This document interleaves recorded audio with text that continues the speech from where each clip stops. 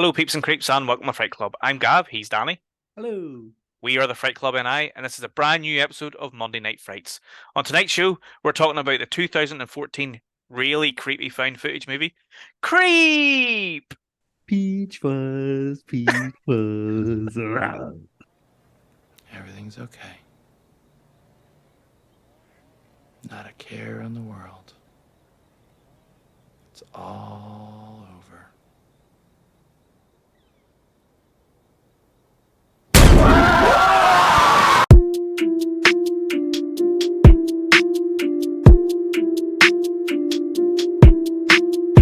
And we're back with episode 7.2 of Monday Night Frights tonight, talking about Creep from 2014, not 2004. This is the one about the guy who hires the videographer to come to his house, and he's a bit creepy. He's a bit creepy. Is it really his house? Is it his house? Is it Who his knows? It's not his house. You find out it's not his house. But It's his house. the whole point of that is that he is a creep, Oh, Danny. he's the biggest creep. Hence the title of the film. Creepiest of creeps. But I mean, it's a very apt title. I mean, It is. there was a more apt title. This is it. Yep. Exactly. Danny, you're just getting over being sick. Are you still a wee bit sick? Still a bit sort of bunged up on that, but not as bad. Not as bad as in episode one. As bad as you were there. Like you were like Oh, nearly Jesus. choking to death Thank last God that. episode. Thank God. Like I think the muscle guy and me's maybe like a week. Excuse me. The Little- cough I have is still there a little bit. Still It's not a lingering? bad cough. It's just like sometimes I have to clear my throat still. So What? I've got my water, You got your water. I got some Oasis. Highland Spring water, This episode is brought to you by Oasis. Zero and Highland Spring. and Highland Spring. Still water. But yes, we do. We both are still slightly sick boys. No, under the but weather. It doesn't stop us. It never stops us. It never does. So we did. Ever. We talked about Wicker Man last episode. We also screened Wicker Man. We did. Or well, technically 2 weeks ago. Yeah. Yeah, I think. Yeah, 2 weeks ago. So yeah, thank you to everybody who came out to that. It was fantastic. I'd never seen the original Wicker Man before, so that was actually my first experience of it. Yeah. But I fucking loved it. Why they ever attempted to do a fucking remake, the Nick Cage one, I don't know. There was no fucking need. That film was fucking beautiful. Yeah, it's a great film. So yeah, but we're not here to talk about that. We're here to talk about No. Creep. And you know what? I fucking love Creep 2. I really fucking love not Creep 2. Creep 2 is okay, but Creep, this film. Creep 2, creepier. I love it. Creepier, even creepier, the creepiest. Oh, 3 should be creepiest. Creepier, yeah. They're creepiest, yes. It's supposed to be a trilogy. The third apparently in development. They've done 1 and 2. I did read that, yeah. I read they're working on a third one. Yeah. I don't know where they're going to go with that one. I haven't seen the sequel yet, so. And I hadn't seen this film until a couple of years ago, and it was you that actually recommended it to me. I'd heard about it and I'd seen it on lists and all that sort of stuff, but never got around to watching it. And then you said it was really good, so I checked out and I really enjoyed it. I think I enjoyed it even more this time around. I think I've seen it. I think this was maybe either my third or fourth watch of this now. And every time I watch it, there's just wee details and stuff throughout. You're like, oh shit, like I forgot about that or I missed that. Yeah. Last time I watched it. Yeah, fucking yeah, great. So simple thing. yeah, good. Yeah, it's a very, very simple film. It's probably a lot of people would argue that it's not even a horror film, but it is a horror film. It very much is a horror film. It's a found footage horror film, but for a lot of it, there's not much going on.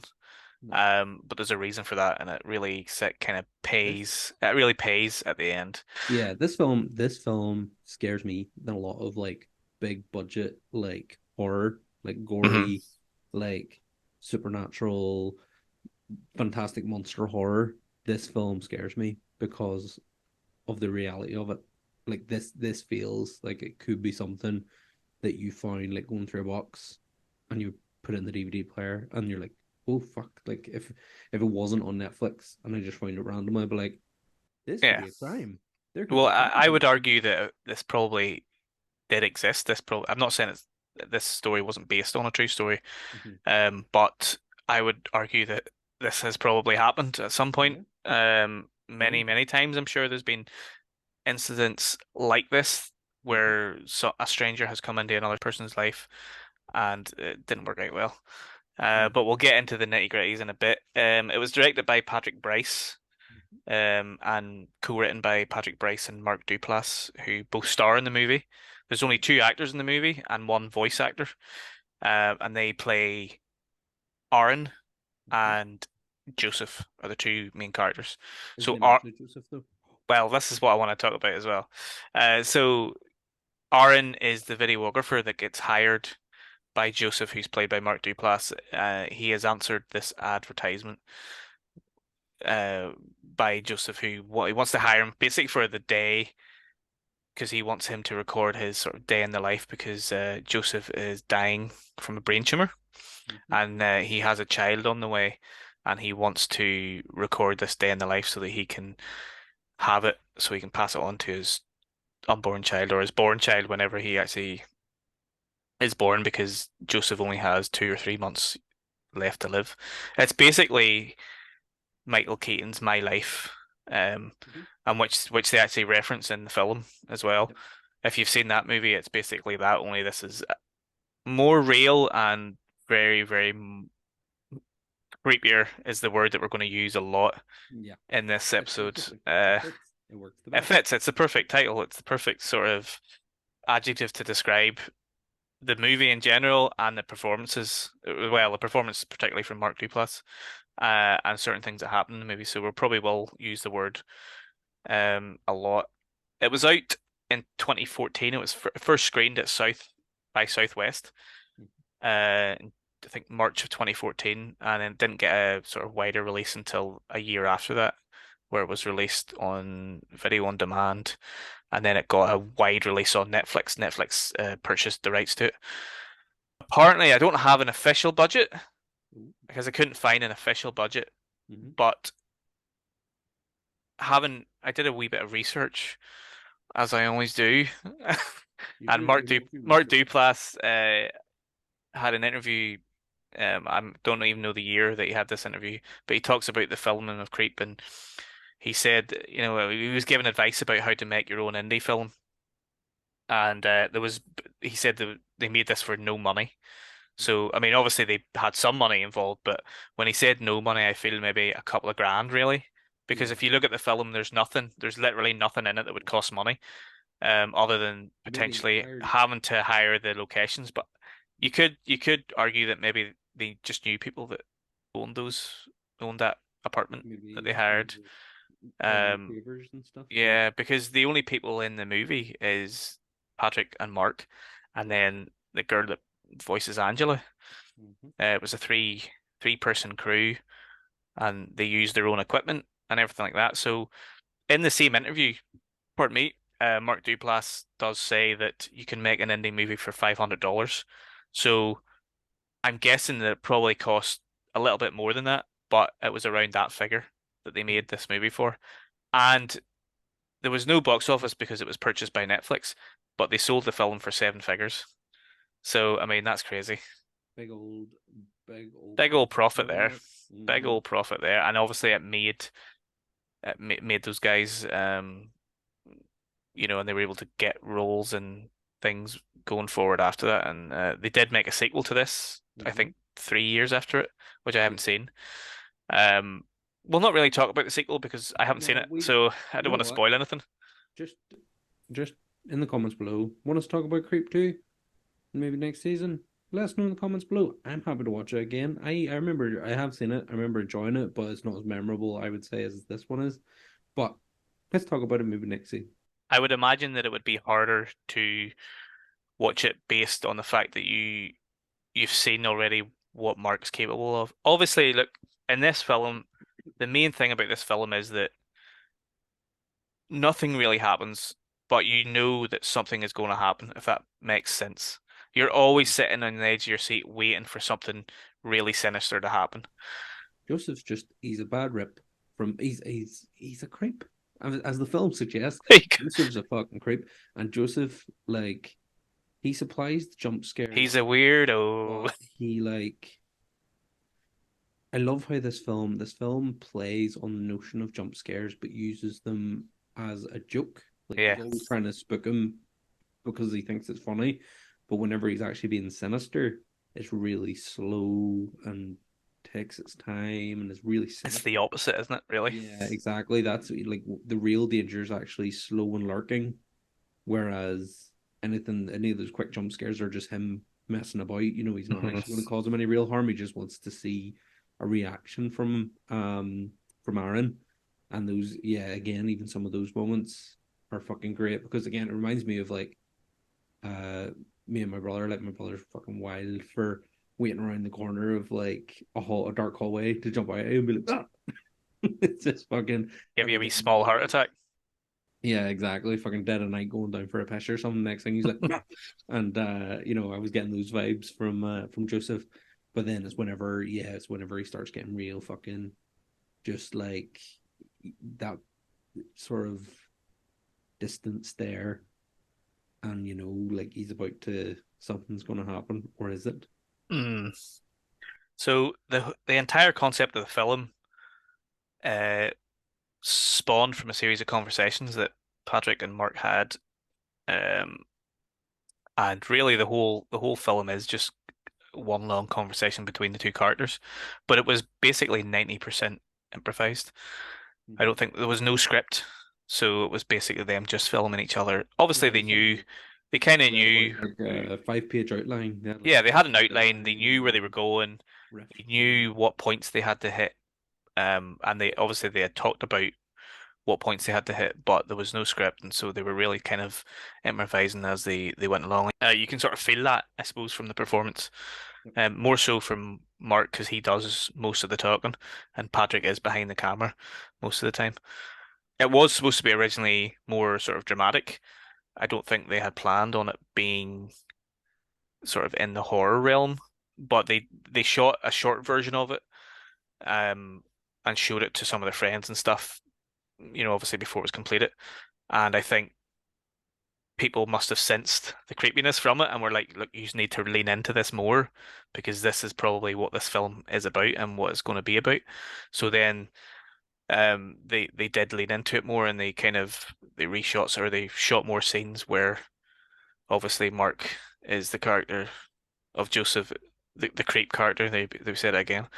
But they leaned more into that kind of horror, psychological horror space and you know, it really, really works because it is real, because you could imagine that happening.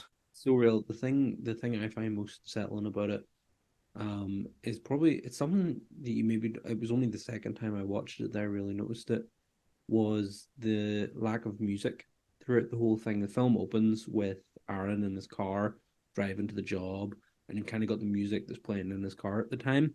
Yeah, And he's diegetic. talking. Hmm. It's like diegetic music. It's Yes. music in the Yes. background. Exactly. So but that's it. Like, there's no real soundtrack to this. So again, that probably kept costs down for them as well. The fact that they didn't have to get a soundtrack sort of made to it. But I think it adds to the real creep count down here, please. But it really adds to that because you're, people sort of say that a soundtrack really can help make or break a film. But for me, I think if you started to add too much sort of music into this, if you started adding like we sort of like crashes whenever there's the wee when Joseph's doing one of his wee jump scares, or if you start adding like real like ominous tones over whenever he's having like one of his slower, more menacing moments, it you would just it would just become like another typical like horror thriller then. Whereas I Mm. think this freaks me out more because there isn't that music. As I say, it makes me feel like it is just something that you've stumbled across in a box full of like other old DVDs, and that it's real. The reality of it is the scary thing. Yeah, If you added a over the top soundtrack to this, or even a subtle soundtrack to this, you're going to take people out of that immersion. You're going to be like, they'll remind them that, hey, I'm actually watching a movie here because it's got a soundtrack, whereas this film doesn't. yeah. And it's I I love it think a it lot. is very much filmed in a sort of classic found footage way, where it's like this is literally the footage that you're watching. Whereas some found footage films take that concept, but they make it more cinematic, so it Mhm. kind of strays away from the original found footage idea. Um, but this is classic found footage, and you're right. I didn't even notice that, but you're right. There is no music in it at all, apart from the background music and stuff, and even sounds. There's very little sound in this. It's very quiet. It's Do very, you know very what it is, quiet. Danny? Hmm. It's creepy. It's real creepy. It's real Um, creepy. just real creep factor right there. Definitely, definitely. But Mark Duplass is fantastic in this, and I'd seen him once or twice in Phenomenal. different things over the years, but to see him in this, he sort of does kind of strip himself bare, literally at one point. Literally, yeah. Hmm. You see a little bit of pube, I believe. A little pube, a bit of bum. It's all You good. do. But yeah, he's phenomenal. I love straight from the get-go. So we get Aaron already talked about. Aaron's driving up to this like cabin in the woods setting, talking about he's answering an ad for a videographer, £1,000 a day. All he has to do is record, confidential, whatever that's about. And he's like, oh, maybe it'll be like some woman who's in need of company, and this young videographer's going to come, and maybe some nice dinners, and maybe some massages and some money. And he's actually being a bit of a creep in that moment. Like he's kind of like, oh, possibilities. But then when he arrives, there doesn't seem to be anybody home, and I love that there is a bit of a cinematic narrative with the axe. The Mm. get him looking at the axe, the chopping block. Excuse me. Excuse you. Excuse me. We get the shot whenever he's gone up to the cabin and doesn't get an answer at the door, and then he turns and he sees the axe and he looks at that, and then he's walking down to his car and he's like, I'm going to sit and wait in my car here. And then next thing you get the loud bang on the window, and there's Josef, and he's like, oh, are you Aaron? And they sort of have a wee moan. He's like, oh, didn't mean to Big startle you ghoulie, there. Joseph. He's just a big girl, and he's like, oh, he gets him out the car and all, and he's like, oh, it's gonna happen during the course of this anyway, so bring it in, brother. And he's like giving him Yeah. big hugs and all, and he's just been really like overly familiar. So he's Mm-hmm. pure. Mm-hmm. He's got that creep. He's overly friendly, which automatically just like puts Red flag. up. Yeah, big red flag. Big red flag. But I love just on the axe thing, because this again is one of those things like a lot of it is improvised, and the narrative, we say there's very little in terms of like narrative. There is a narrative to it, but I love that they have the axe thing, because later on when they go for the hike in the woods, and he's like, oh, when you saw the axe, did you think I was going to kill you with it? And Aaron's like, yeah, I did. And Joseph's just like, oh, that's great. And then Yeah. he shares in that fucking, isn't that That's what uh, happens? that's what happens. But yeah, good foreshadowing. There's a little bit of foreshadowing in it. That axe scene is memorable, but Mhm. also the classic, the other character in the film, which you name dropped in the intro, Peach I Fuzz. name dropped that at the very start. We Peach Peach Fuzz. Fuzz, who Fucking love. is a wolf mask Mm-hmm. that is very important to the film. Pops up a couple of times, at important times, and it is it's a mask, so it's an object, but it's kind of in many ways it's Joseph's alter ego, I suppose would be a good way to describe it. And it kind of reminded me a little bit of Fluffy from Creepshow 2. That mask where it is a wolf, but it's very like the mouth's very big, and it's Flappy, big teeth yes, and big all. flappy masks, Big big flappy mouth. flaps. That's a big long And do you know what I flappy also mouth. liked about it, Danny? Mm. It had a blue It had some lovely hue. blue hues. We haven't had a blue hue in a Mm. while. No, we have Uh, to bring that back there every was so often, just there to was some lovely blue hues throughout this But film. yeah, Peach Fuzz is Peach Fuzz, oh man, amazing, the whole amazing. Peach Fuzz narrative, like whenever, because the thing is, we don't like. I think it's interesting with Peach Fuzz. Peach Fuzz, as you say, is kind of like his alter ego. It's his animalistic side coming out, but also with Peach Fuzz, as the narrative progresses, he basically starts to confess that he's been lying about Peach Fuzz. Hmm. He Hmm. first tells whenever Aaron goes to go into the closet and he sees the Peach Fuzz mask and gets scared, and then Joseph comes running in and he's like, "What's up?" And he starts telling the story of how Peach Fuzz was his father's mask, and he used to wear it and sing songs for the local children and all this mad shit. And he sings this wee fucking spooky wee song. Like, it's not even fucking catchy, it's just fucking creepy. Creepy.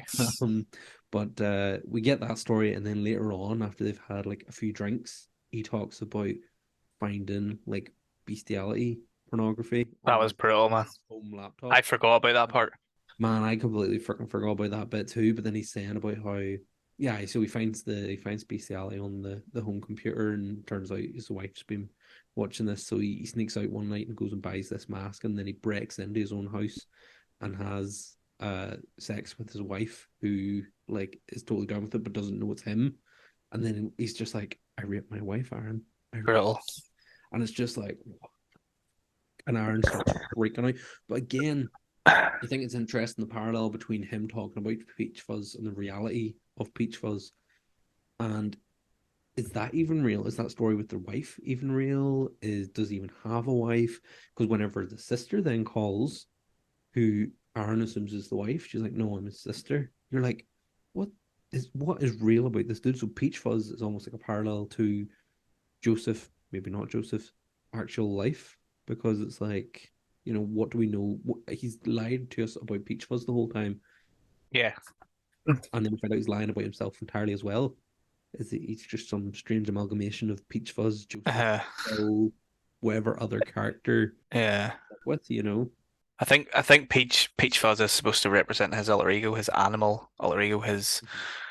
it's a wolf, sort of the frenzy part Yeah, of his he other talks about alter the ego. wolf later on, talks Yeah. about when Aaron gets his parcel. Uh-huh. And I want to just say real quickly that I do think his name is Joseph, which Mhm. and the reason why I say that is because Angela says Joseph on the phone Mhm. whenever Aaron phones, or no, she phones Joseph's phone. Aaron picks it up and she goes, Joseph? And he's like, no, this is Aaron. Who's this? And she said, Angela. And then we find out that Angela's actually his sister. Yep. So his I'm assuming, unless she's in on it, I'm assuming his real name is Joseph. Mhm. Which sort of makes me question, why did he use his real name with Aaron? But then at the very end, you find out which we'll get into in a bit, but he changes his name, and Do you think he he was calls trying to get himself caught Bill. with this one? Do you think he was trying to get caught out because he kills him? I don't know. Unless, Spoilers. He kills him yeah, at the end. he kills Aaron. But he does it in a very public space. It's very open. It's just It's open, but no one's right if you really. actually look, it's empty. Like so, but it's that's a good. Yeah, I didn't think that. Maybe he did want to get caught, or maybe he's just playing it close. You know the way when It seems like killers they really they like need that focusing sort on of it. fear almost, where they're like, I want to play it as close as I can to getting caught. Mhm. Um, or maybe he just changes his name every so often, so maybe every two times, because we do find out at the end that he's done this multiple times. Mhm. And he just changes his name every so often. But I thought that was an interesting thing. But I do feel like everything that he did talk about was a complete lie. Mhm. Um, the Peach Fuzz mask. He definitely didn't buy that for 99 cents. He says he bought it in a 99-cent store, but there's no way he bought it for that. Well, That's not that definitely like $50, that I mask, did at see least. it is listed on IMDb, the specific like model Yeah, brand it of does mask. exist outside of the film, I think, and they bought it for the film. So Mhm. I couldn't remember the actual brand. It's not like Trick or Treat or anything like that, but it would definitely be dearer than $1. Oh yeah, I'd buy that for $1. I buy that for $1. But so he was lying about that. He was lying about his wife Angela, but I'm not sure he was lying that he raped somebody because I feel like that's No, part of his thing. that's possibly part of his And motive. clearly clearly he has some sexual fetishes, and the Mhm. bestiality thing is something that he has. Definitely But fits into that bit when I'm he's assuming quoting.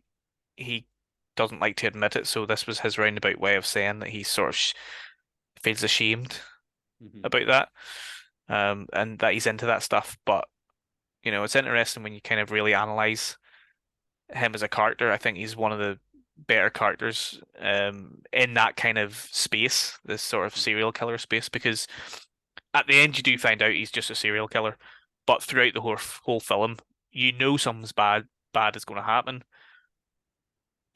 They tease that he might have depression. They tease that he's a very lonely person.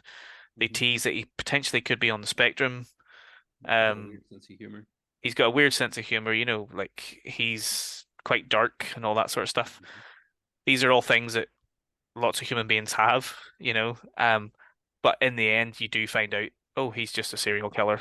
But it's interesting to see, you know, is he just a serial killer? Because you find out he's killed all these different people and he's got all these tapes in his closet, and he's about to do another killing. Well, we assume he is because Mm-hmm. he's on the phone with somebody, isn't he? Yep. Giving them directions to his house. But I really like that, and I had forgotten about the scene where he talks to Arn about that scene where he wears the mask and he rapes his wife. Because what was interesting about that was it was a completely black screen. Mm-hmm. He had asked Aaron to turn the camera off because he wanted to confess something, and Aaron does turn the screen off, but the audio's still on, so it picks up the audio when they have this conversation. Um, well, it's not really a conversation; it's just him admitting to doing this, and like it's not that long. It's probably about 5 minutes long maximum, but it's just a black screen, and it's just him making this confession, which I thought was really interesting. Mm-hmm. Um, and things like that potentially wouldn't work in other films. If they did try to make it too cinematic, it probably wouldn't have worked. Wouldn't work at all. But they There's so stayed real many. and they kept it real, and it really did work for me. I think there's so many nice. Well, I say nice. The content's not really that nice. It's just it's outright creepy as the film's title suggests. But they work so well. The scene whenever they first go into the house, and Joseph explains the situation. He's been through cancer. He's been remission, but then he's now got the tumor, so he wants to record videos for his unborn son. And then he just takes him upstairs and starts stripping off and getting in the bath. And he's like, "Oh, we better get used to this because we'll be bearing far more than this, Mm. than his body." And then he climbs into the bath and he's doing the whole tubby thing, which again is it's really unsettling. It's supposed to be kind of like this sweet wee moment for like a dad who's not going to be around for his son, but it's just like the way it plays out and how like just intense he is. Mm. The intensity of the performance really fucking brings home the the creep factor for me. Like he's so like even there. It's weird because whenever there's like that and he's been really intense, there's the peach fuzz breaking into the house scene's really intense. There's just all these really like intense wee moments where it's almost like the camera stays perfectly still and is focused on just Joseph in like a wee moment to himself, like when he's in the bath and he's like lying, like stroking the invisible son's head. And then yes, the screen's all black for the confession, but then later on, whenever Aaron's drugged him after the confession, he's drugged his whiskey, and Joseph's laid out in the fireplace, and he starts like dreaming Having a wank. and playing with himself. Peach Fuzz, he starts wanking, And so obviously he is a bit of a he starts like talking about peach fuzz and bestiality, man. stuff that and all, and it's so fucking intense and just like I will say though, at no point does he overact. You could see some other actors kind of going a bit over the top with that, but he just, at every moment in this film, he just seems normal. Even though we've been saying he's creepy and he's intense, he still behaves kind of in a way that a normal human being would. Um, he goes just to the edge and then he pulls it back. yeah. Like whenever he's kind of startling Aaron, he'll always kind of be like, "Oh, sorry," and I was just I trying think to. it was very important that he admitted that he had cancer at the start, which obviously is a lie as well. But, because that makes us, feel sad for him. And he's kind of just opened himself out to Aaron and to the viewers, and he said, "Look, I've been through cancer treatment and I'm a survivor, but it's come back and now it's unoperable. He's got a big brain tumor in his head, he says, and it's unoperable. And so he definitely is going to die. So you feel sorry for him and you're like, oh, Jesus Christ, this guy's going through so much. And the thing that makes you feel worse for him is that he accepts it and he's sort of, as you mentioned earlier, he's super friendly, like over friendly. We all know somebody or had an experience with somebody where they've been over familiar with you, and that to me as well, I would agree that is one of the worst things because, you know, it's just whenever you meet somebody for the first time, and it can be a nice thing. Hmm. It can make you feel good, and you can have a bond with somebody straight away is a good thing. But when you don't have that bond, but they're still sort of being over friendly and repeating your name over and over again, which I found happened in this, and kind of just being too friendly, that can be a very nightmarish experience. Yeah, it's weird because as you say, he does every time he does something creepy or he startles Aaron or he says something kind of out of line. He always brings it back either to his tumor, to his son, or he'll confess to something, or he'll talk. He'll bring up something, and you almost feel bad for him again then because you're like, this man's dying. He's trying to do a nice thing for his son, but like what, like to what extent will we let him get away with stuff? And Mm. ultimately, he does. He crosses the line then whenever. Do you think if Aaron hadn't have drugged him and hadn't have got the phone call from the sister, do you think he would have gone back for one, the money, because very obvious that Aaron's in it for the cash, but two, would he have gone back the next day to check in on Joseph? Do you think he would have, I think or he would have checked in on him because Aaron's pretty. He is a wee bit naive, and we see that at the end, whenever after he receives a couple of messages on like a DVD from Joseph after all this has happened, he still decides to go and meet him because he wants to help him. Which ultimately is the last thing that he ever does. So I'm assuming that he would. Um, I'm gonna go and check them on you, him you don't because know, yeah. the bit whenever they have that they kind of have a nice moment where they're out in the woods and they go and find the like lick the like The heart shaped, lick. yeah. Which is kind of a nice moment. You're almost kind of like, maybe it's okay, maybe it's going to be fine. And then that's when they're heading back, and Aaron's like, "Oh, I gotta go," and Joseph's like, "No, stay, come on, we'll have a whiskey and stuff. It'll be cool. We'll record some more bits and pieces." And then he says to him about staying for the night. Aaron drugs him after the confession of Peach Fuzz, and then he talks to his sister. Um, and then the fucking confrontation with Joseph then whenever he's all like standing there and his eyes are all wide and he starts like growling and getting on, then he runs off and he gets the peach fuzz mask and then he's like Mm. standing against the door like rubbing himself against it. Like Aye. it's such a weird fucking moment where I'm just like, oh my god, like what the fuck's I going know. on? And then it's just like cuts to black for a minute. It's just like, what the fuck's going on? And then when it cuts back to, it's it's Aaron now back in his own like apartment or whatever, like reviewing the footage and then explaining to the camera that he, after a scuffle, he basically just like ran off and had to get his car towed and stuff. Or I Hmm. Joseph ran off into the woods and yeah, he had to get his car towed and all.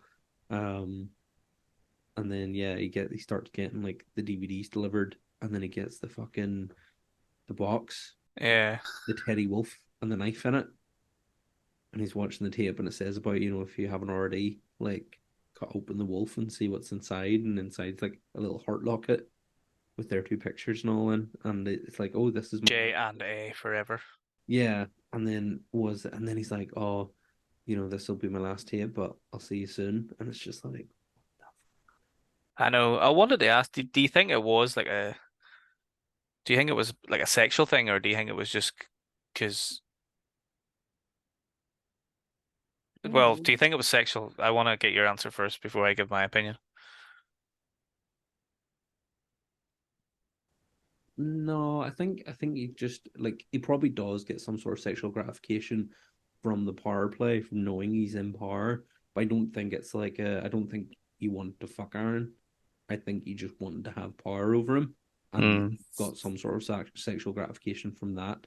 I think he wanted to, you know, alpha him. His whole link to wolves and things. I think he just Mm. wanted to be the alpha, and that was it. Like he did. I don't think he actually wanted to like have any sort of. Yeah, no, I agree with you. I don't think it was. I think that was all an act Mhm. to freak Aaron out. Yep. He's sort of playing with him. Mhm. You know the way like a wolf would play with its food type Yeah, thing. yeah. Oh, 100%. It's toying with his prey. He Like, was toying with him because I do feel like in the end he was just a serial killer who liked killing people and he liked playing games with people. So I don't think he had depression or well maybe he did have a little bit, but I don't think probably he, a touch he of. was on the spectrum or he was playing on that stuff because he knew he could play on that and that was part of the game to get Aaron to sort of let down his guard a little bit. Yeah, but again, how much of it maybe all that stuff is true. Maybe the whole Peach Fuzz thing is true. We don't know. You can't tell. Does Peach Fuzz not make an appearance in the second one? I don't remember actually. Does he not? I'd be very surprised I can't remember. and I need annoyed. to go back and watch the second one actually. It has been because I remember when I first watched this, I pretty much straight away I went and watched the second one. But yeah, like I feel like we just will never really know. He's kind of, what it kind of reminded me of. You know the way the Joker kind of has like all the different stories he tells about Yeah, how he's the Joker and stuff. yeah, Similar idea to that, just like a real fucking psychopath, sociopath, just you know. yeah. I think it's interesting. Does he do this whole thing with every person? Mhm. You know, And he must have, because sure he's got. If you look in the towards the end when you see all the videotapes and then all the tapes and the DVDs, hmm and there's like I seen on the IMDb it says based on what you can see, there's roughly about 57 different victims because some of the tapes have the same name on. right. Apparently based on that there. So yeah, apparently he's killed like loads of people. But yeah, over like does he decide, oh, I'm gonna fuck this, I'll drag this one out for a month. I'll drag this one out hmm for 3 months. He desire their fear? Does he kind of feed on their fear or feed on the hunt? Or once he's kind of done, is he just like, yeah, I'll kill them now or whatever? Or does he plan it to be like, whenever he comes to fucking reconcile with me, that's my moment. When the Mm. guard is down that bit more, just whack him. I love that bit at the very end. Just jump on to the end here. So he ends up sending a message to Aaron being like, come meet me at this location in like a local park by a lake, meet you at this bench. And Aaron decides, yep, he's going to do it. He's going to give him a chance and he's going to try and help him out. And Aaron goes and he sets his camera up in his car at the bench and he goes and sits on it. And then you just see slowly from the fucking screen right fucking Josef walking in with a fucking axe and just buries it into the back of Aaron's Of his head. head. It's That is fucking brutal, man, a because brutal moment, but it's fucking great. it's done really slowly. Like he lifts it up, and you think, is he going to do it? Is he going to turn around? Is he going to how this is going to play out? And I had forgotten that he actually hits him. I was expecting. I for some reason I thought it cut to black just before he hit him, but no, he hits him, and you hear the fucking thud going into the skull, and he falls down, and he hits him again, and then he leaves, and it cuts back to Joseph watching this footage on his camera, and then he's recording himself, similar to how Aaron had done it previously. And Yeah. he's sort of like going, "Oh, this is beautiful," and he's kind of I feel like he's not having a wank, but I feel like He is getting graph. he's getting sort of It's like that. kind of It's the moment where horny. he's saying what we're all thinking though when he's like, "Why didn't you look back? Why Yeah, didn't you look back, Aaron?" And it's like, yeah, why the fuck didn't he look back? He's bound to have heard something or known, you know, I don't know. but It's do you know why he didn't look back? Because he creeped up on him. hey, Hey, because he's a big creep. guy. No, but fuck me, that is seriously quite a disturbing scene. Hmm. Him literally flinging a fucking axe into the Aaron's skull, and Yep. you can hear the pop of the skull. And you don't see blood, No. and you don't see it's not like super violent. He's not banging, it's just one hit, and then I think he hits him a second time once, and he drops it, and then he takes the axe with him. But do you know the bit that scared me the most was the jump scare after that, where after Joseph is watching this footage and he's talking to the camera and he's like, "Why didn't you just turn around?" And then he turns back and goes, "Oh, it's beautiful." And then you see Joseph in the actual footage jumping, and it scares him as well. And he turns around and then he turns the camera back and he's I screaming. know It's just him that screaming. was a really Oh my good. I have to God. admit that was a really good jump scare. It's so good. It Because was. again, he's been fucking around like that the I whole know. way through the film with Aaron, and then he absolutely fucking gets himself and gets us as Yeah. well. It's fun, great. The bit that really creeps me, I've already kind of mentioned about the lack of music, something that really creeps me out. But is the scene whenever Aaron's at home and he's been getting these parcels and DVDs and stuff left at the house, and it's the camera switches on, and it's Aaron in bed sleeping, and you just see Joseph's hand with a pair of scissors cutting his hair, and Hmm. then the camera goes off, and when it comes back to, there's been a DVD shoved into like the screen window, like the screen mesh that's in front of the window. There's a Hmm. DVD in there now, and it's just like that's unsettling. Again, it's something that Yeah. I think is just really unsettling. It's like, could you see a fucking video like this on the dark web somewhere? Oh, Probably. absolutely, There's absolutely. 100% is going to be out there somewhere. Like, but yeah, and I think again that's why for me, like, this is probably one of my favorite like modern horror movies, just because it's reality, and reality is scary. That's the scariest thing is reality.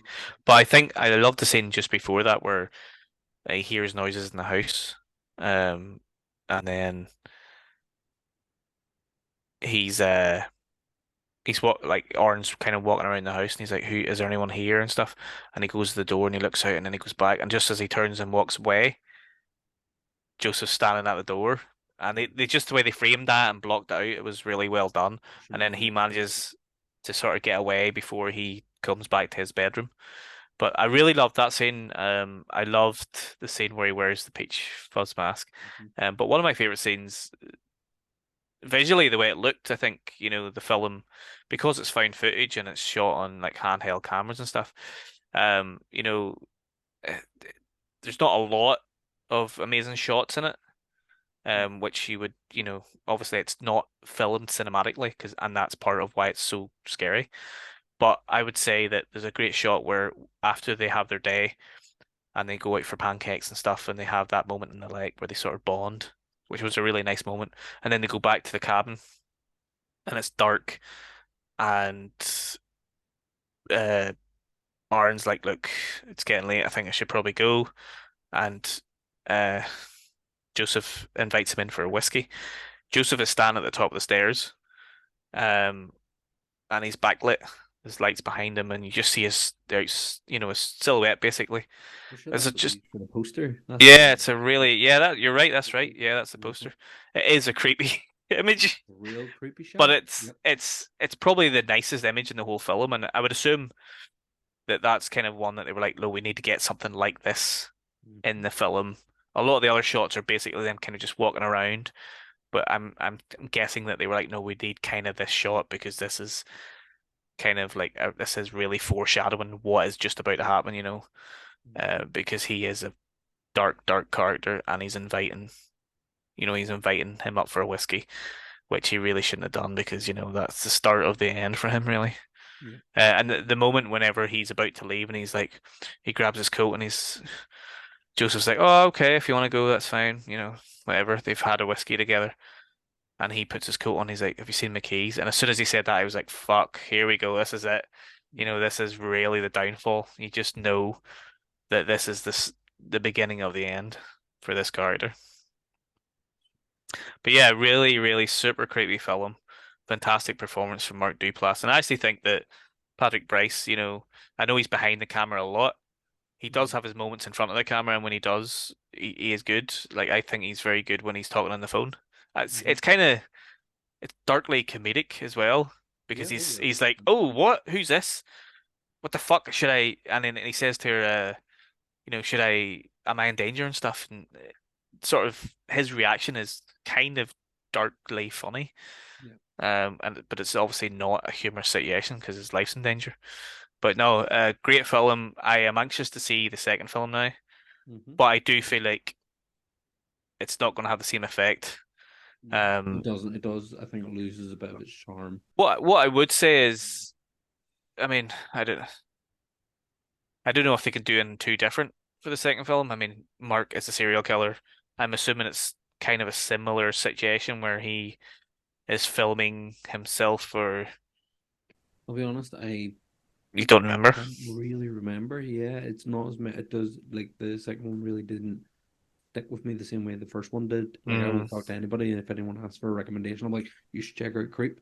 But Creep 2 just, well, again, I'm more than happy to watch it again for the show. Yeah, maybe next season we'll do it. But leave some comments below. What did you think of this film? Is this a film that you enjoy watching? Is it scary for you? And give us your thoughts on the sequel if you've seen it. I think an idea would have been cool. One thing I will say about this film, as much as I did enjoy it, and I kind of knew what I was getting myself into the first time I'd watched it. Like I kind of had an idea that obviously, this character Josef was going to be a bit freaky and a bit of a serial killer. But I think they could have played it a little bit longer with the idea that either it could have also been the other way around. It could have been Aaron could have been the creep, which maybe they did tease a little bit at the start. You said that he was a wee bit creepy with what he was saying when he first arrived at the cabin. I think had they just played that a little bit longer, um, instead of I think it was very obvious that it was, Mark was going to turn out to be a bad guy. Yeah.